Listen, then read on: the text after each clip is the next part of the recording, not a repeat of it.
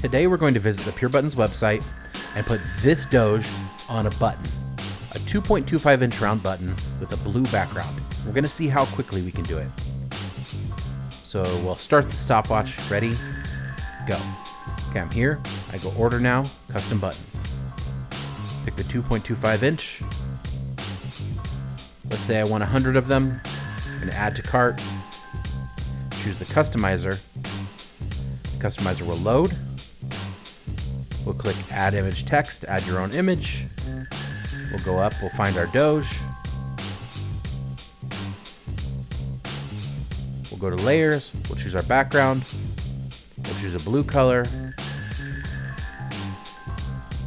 Show the proof. Looks great. Add to cart. Processing. Are you sure? Approve. Yes. And in less than 45 seconds, it's in our cart and ready to check out. Thanks for watching. Visit purebuttons.com for custom buttons and more.